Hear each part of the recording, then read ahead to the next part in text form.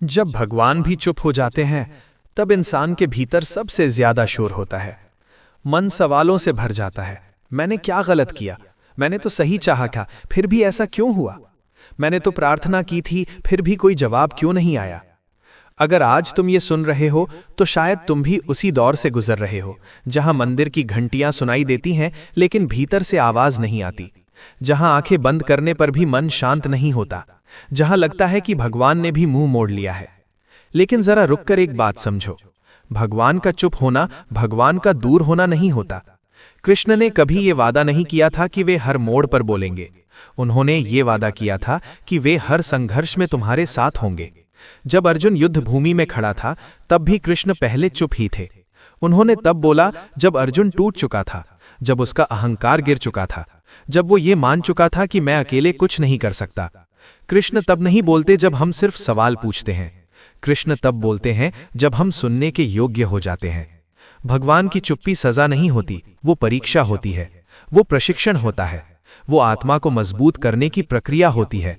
सोचो, अगर हर दर्द पर तुरंत जवाब मिल जाए, अगर हर आंसू पर तुरंत समाधान मिल जाए, तो इंसान भीतर से कभी मजबूत नहीं बन पाएगा। कृष्ण कहते हैं, जीवन में कुछ समय ऐसे होते हैं जहां तुम्हें बिना सहारे चलना सिखाया जाता है, ताकि कल तुम किसी के सहारे न झुको। जब भगवान चुप हो तब सबसे पहले शिकायत बंद करो, क्योंकि शिकायत का शोर ईश्वर की आवाज को दबा देता है। शिकायत हमें पीड़ित बनाती है, और कृष्ण कभी पीड़ितों को नहीं, योद्धाओं को तैयार करते हैं। दूसरी बात, कर्म मत छोड़ो।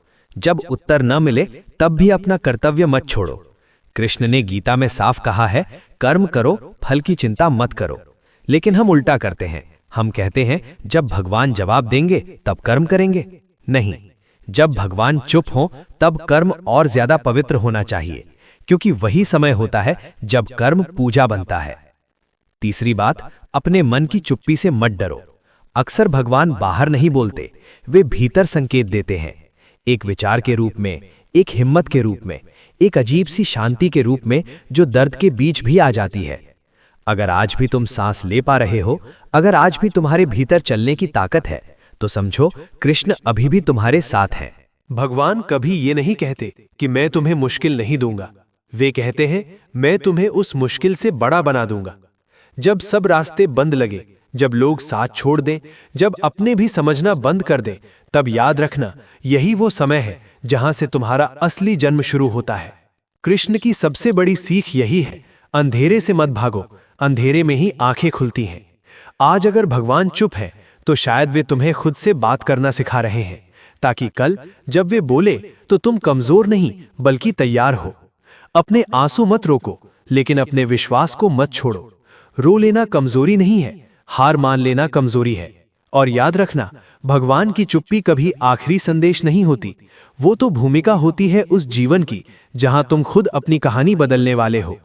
अगर आज ये शब्द तुम्हारे दिल तक पहुंचे हैं तो समझ लो कृष्ण अब भी चुप नहीं है, तुम अब सुन पा रहे हो। और जब तुम सुनना शुरू करते हो तब एक बात धीरे धीरे स्पष्ट होने लगती है कि भगवान का मौन दरअसल तुम्हारे भीतर की शक्ति को जगाने का संकेत होता है। वे तुम्हें ये याद दिलाने आते हैं कि तुम सिर्फ मांगने के लिए नहीं बने हो, तुम निभाने के लिए बने हो। जब जीवन तुम्हें बिना चेतावनी के तोड़ने लगता है, तब कृष्ण तुम्हें ये नहीं पूछते कि तुम्हें दर्द हो रहा है या नहीं। वे तुमसे ये पूछते हैं, क्या तुम अब भी अपने धर्म पर खड़े रह सकते हो? धर्म का अर्थ सिर्फ पूजा नहीं है, धर्म का अर्थ है सही करना, तब भी जब गलत करना आसान हो। धर्म का अर्थ है सच के साथ खड़े रहना, तब भी जब पूरा संसार तुम्हारे खिलाफ हो। जब भगवान चुप हो तब तुम्हारा धैर्य ही तुम्हारी सबसे बड़ी प्रार्थना बन जाता है, तुम्हारा ईमानदार कर्म ही तुम्हारा मंत्र बन जाता है, और तुम्हारी सहन शक्ति ही तुम्हारी पूजा बन जाती है। याद रखो, कृष्ण ने कभी भी जीवन को आसान नहीं बताया, उन्होंने जीवन को सार्थक बताया। और सार्थक जीवन वही होता है जो संघर्ष से होकर गुजरता है। कभी कभी भगवान इसलिए भी चुप रहते हैं क्योंकि वे देखना चाहते हैं, क्या तुम अब भी अच्छे इंसान बने रहोगे जब अच्छा होना मुश्किल हो जाए? क्या तुम तब भी सच्चे रहोगे जब झूठ से तुरंत फायदा मिल रहा हो? क्या तुम तब भी दयालु रहोगे जब दुनिया कठोर बन चुकी हो? अगर हाँ, तो समझ लो कि भगवान तुम्हारे भीतर बोल रहे हैं।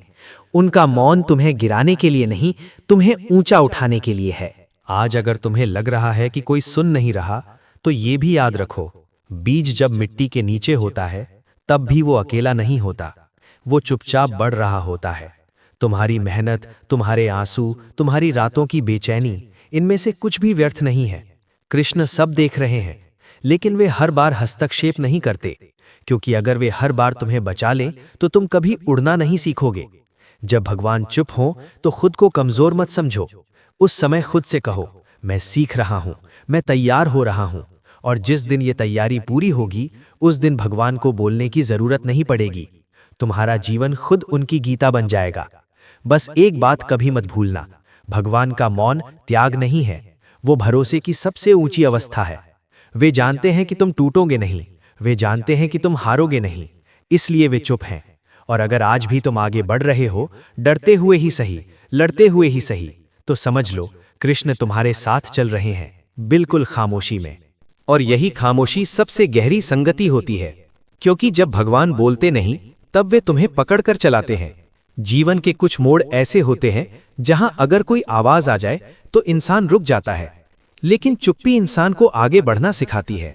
कृष्ण जानते हैं कि हर उत्तर शब्दों में नहीं दिया जाता, कुछ उत्तर अनुभव बनकर मिलते हैं, कुछ उत्तर चोट बनकर आते हैं, और कुछ उत्तर समय के साथ समझ में आते हैं। आज जो दर्द तुम्हें व्यर्थ लग रहा है, कल वही तुम्हारी सबसे बड़ी समझ बनेगा। आज जो अकेलापन तुम्हें खा रहा है, कल वही तुम्हें आत्मनिर्भर बनाएगा। जब भगवान चुप हो तो खुद को कम मत आको। ये वो समय होता है जब भीतर का अर्जुन योद्धा बनता है। ध्यान रखो, कृष्ण ने अर्जुन के लिए रथ चलाया, लेकिन धनुष अर्जुन को ही उठाना पड़ा। कृष्ण ने मार्ग दिखाया, लेकिन कदम अर्जुन को ही रखने पड़े। इसी तरह आज तुम्हारे जीवन का रथ भी चल रहा है। भले ही तुम्हें सारथी की आवाज न सुनाई दे, लेकिन दिशा गलत नहीं है। जो हो रहा है वो तुम्हें तोड़ने के लिए नहीं, तुम्हें तराशने के लिए हो रहा है।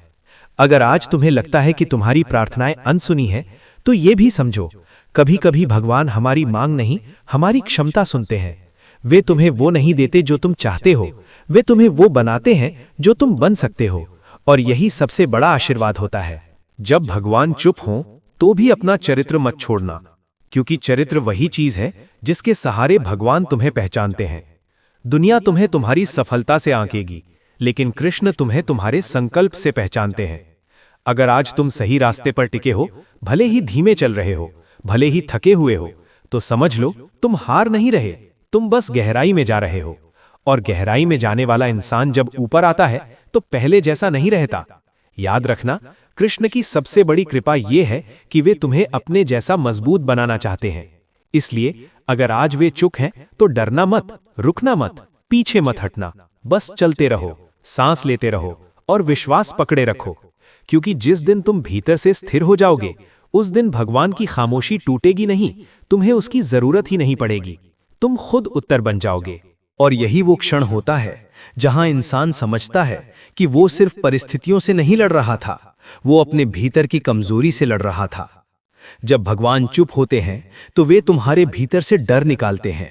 वे तुम्हें ये दिखाते हैं कि तुम बिना सहारे भी खड़े रह सकते हो, तुम बिना तारीफ के भी सही कर सकते हो, तुम बिना आश्वासन के भी आगे बढ़ सकते हो। यही असली विश्वास है। जब हाथ खाली हो, जब आंखें नम हो, जब मन थका हो और फिर भी कदम ना रुके। कृष्ण को ऐसे ही भक्त प्रिय हैं जो सवाल करते हैं लेकिन रास्ता नहीं छोड़ते, जो रोते हैं लेकिन धर्म नहीं छोड़ते।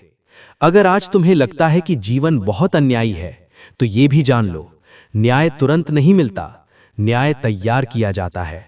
हर बार भगवान तुम्हें बचाकर महान नहीं बनाते, कभी कभी वे तुम्हें झेलने देते हैं ताकि तुम भीतर से अड़िग बन सको। तुम्हारे जीवन की ये खामोशी एक दिन तुम्हारी सबसे बड़ी ताकत बनेगी। लोग पूछेंगे, तुम इतने शांत कैसे हो, तुम इतने स्थिर कैसे हो? और तब तुम्हें याद आएगा ये समय जब कुछ भी स्पष्ट नहीं था, जब कोई जवाब नहीं था, लेकिन फिर भी तुम रुके नहीं।